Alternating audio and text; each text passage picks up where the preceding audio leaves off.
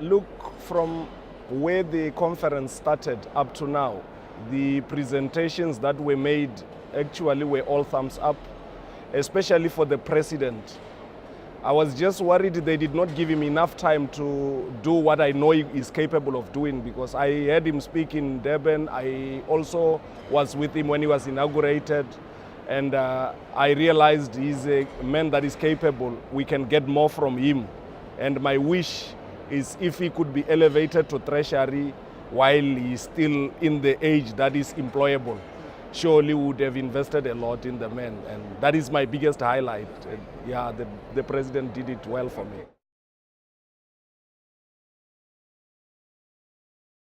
Look, to be honest, most municipalities have missed out because this is where ideas are exchanged. We speak of exchanging good practices. And let me be very honest. The way the deputy minister presented, you would feel that if you are in a municipality that is not here, actually, one way or the other, you should get the presentation because it speaks directly to what we should be doing on the ground. And to put it on record, surely whoever did not make it to Sigfaro, they mustn't miss the next conference. It's high statute.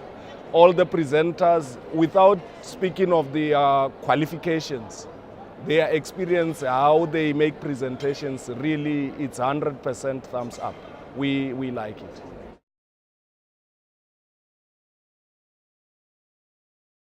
Look, there's quite a lot of things. It's unfortunate for us, Limpopo, as a province, and I wish the Premier do not beat me on this one, because I wish I could make an appointment with him quickly, because since I've been attending these conferences, I realize there's one thing we're missing in Limpopo. One, you have made us identify that we need an international convention center, which we do not have currently. That's number one. And number two, if you could put all the brains together in Limpopo, then it works to the advantage of the people in Limpopo to attend in large numbers. I'm telling you, it will make local government more easy to run with experience, because we'll be sharing good practices once more. And I feel the people of Limpopo, let me give you, you are able to put together all the people with expertise, all the consultants, all the companies that are dealing with local municipalities. So even us as government directly, it's not easy to put everybody together under one roof like you are doing. And for that, to be honest, if there's any other, say, institution that would do it better than you, maybe in 30, 40 years to come, for now, in the country, we're still the best. So.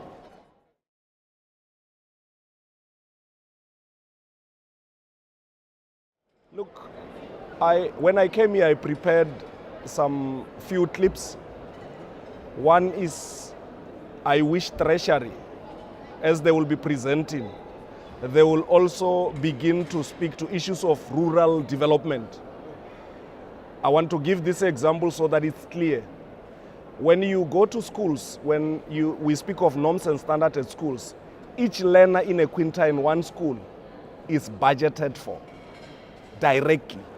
Now that's a plus, because it does not matter if the school is in a township or it's in a village, but if it's quinta in one is budgeted for.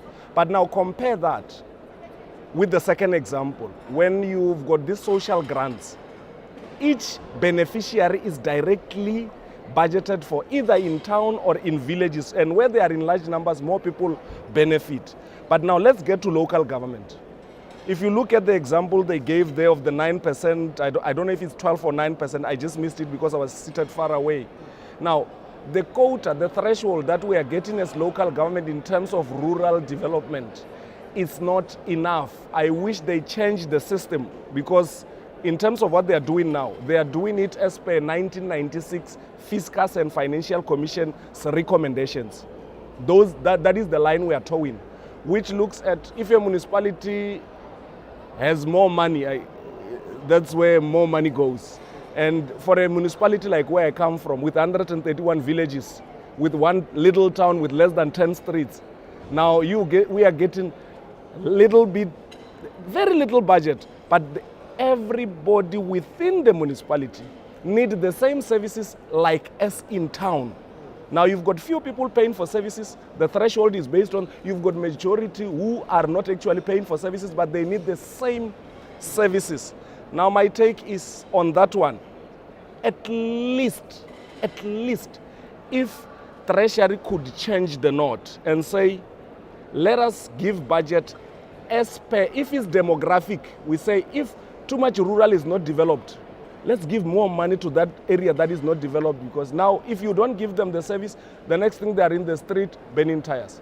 Now the best way is equate it, give it as per the same threshold, but if you've got a big area of villages that is not developed, take more there so that at the end of the day we reach equilibrium. And we wish Sigfaro to also make inroads in that matter, to say, as and when you will be interacting with departments and stuff, especially Treasury, we have to change our approach of allocations. Rural municipalities usually get nothing. Your own president, the sitting president, Mr. Krish, he said it one day when we were in Durban. He said, you see, when you put in peanuts, you get peanuts out.